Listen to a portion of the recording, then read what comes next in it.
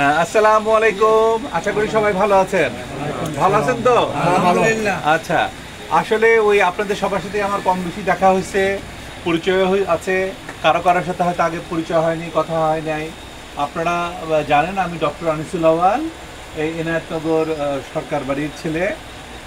তো এবার আসন্ন জাতীয় নির্বাচনে আমি বিএনপি থেকে একজন মনোনয়ন প্রত্যাশী। তো আপনাদের দোয়া এবং আশীর্বাদ আমি কামনা করি। আপনাদের দোয়া এবং আশীর্বাদ আমার চলার পথের পাথেও হবে, এবং বাকিটা আল্লাহর ইচ্ছা।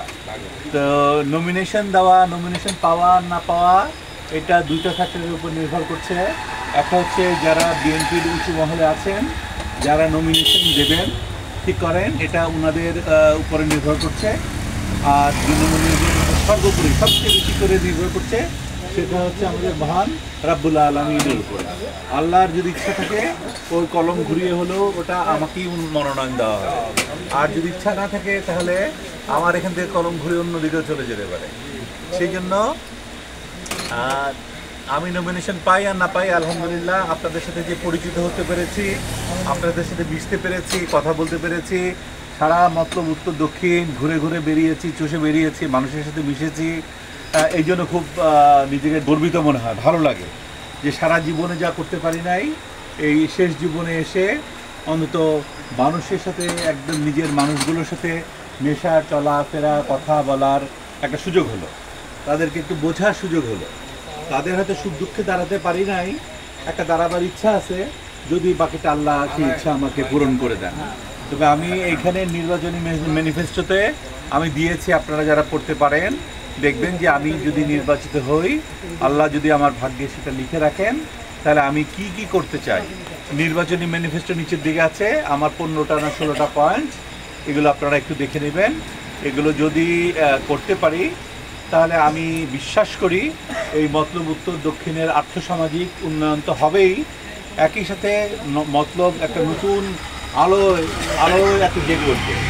এখানে কারিগরি শিক্ষার কথা বলা হয়েছে, যোগাযোগ ব্যবস্থার উন্নয়নের কথা বলা হয়েছে, এখানে সৌর বিদ্যুতের কথা বলা হয়েছে, ঘরে ঘরে বিদ্যুৎ পৌঁছে দেওয়ার কথা বলা হয়েছে, এখানে মাদক নির্মূলের কথা বলা হয়েছে, এখানে দুষ্কৃতিকারী অপরাধকারী যারা আছেন তাদেরকে চিহ্নিত করে শাস্তির আওতায় আনার কথা বলা হয়েছে, এবং যারা যারা করাপশন করেন, মানে যারা দুর্নীতিবাজ, তাদেরকে সামাজিকভাবে সম্পূর্ণভাবে দুর্নীতিবাজ এবং যারা মাদকাসক্ত তাদেরকে বয়কট করতে হবে। তাদেরকে বয়কট করতে না পারলে কিন্তু আমাদের কোনো মুক্তি নাই। আর একই সাথে যারা বালু ডাকাত, এই বালু ডাকাতদের হাত থেকে মতলবকে বাঁচাতে হবে। কারণ কোনো কারণে আমাদের এই 64 কিলোমিটার বালুবাঁধ, বেড়িবাঁধ যদি কোথাও কোথাও ভেঙে যায় এই বালু ডাকাতদের কারণে, তাহলে কিন্তু আমাদের সব প্লাবিত হয়ে যাবে, সব বন্যা ডুবে যাবে, দোকান পাট, এই যে আমরা বসে আছি এগুলো আর কিছু থাকবে না। তো এটা আমাদের মনে রাখতে হবে। তো সেই জন্য আমি ওইগুলো অনেক চিন্তা ভাবনা করে, অনেকের সাথে আলাপ আলোচনা করে যেগুলো সম্ভব হবে বলে মনে হয়েছে আমার, আমি সেগুলি আমার ম্যানিফেস্টো বা নির্বাচনী ইশতেহারে দিয়েছি। বাকিটা আল্লাহর ইচ্ছা, কতখানি পারবো জানি না। আর আল্লাহ যদি আমাকে এমপি হিসেবে মনোনয়ন দেন এবং যদি আমাকে জিতিয়ে আনেন, তাহলে আমি ইনশাল্লাহ আপনাদের কাছে ওয়াদা করছি যে আমি এই ভালো কাজগুলো করব। আপনাদের সাথে কাঁধে কাঁধ মিলিয়ে চলবো, হাতে হাত রেখে চলবো, একসাথে পরিকল্পনা করব, একসাথে আমরা যা কিছু ভালো তা শেয়ার একসাথে করব। আর একসাথে পরিকল্পনা করলে মন্দ কিছু হবে না আমাদের, এটা আমি নিশ্চিত যে আমরা যদি সবাই এখানে বসে একসাথে একটা পরিকল্পনা করি, এটা কখনো একটা খারাপ হবে না। পরিকল্পনাটা হয়তো সফল হতে পারবো না, কিন্তু পরিকল্পনা খারাপ হবে না, এটা আমি নিশ্চিত বলতে পারি। তো আপনারা আমার জন্য দোয়া করবেন, আপনাদের আমি দোয়া প্রার্থী। কথা বাড়াবো না, চা মনে হয় রেডি হয়ে গেছে, চায়ের গন্ধ খুব পাওয়া যাচ্ছে।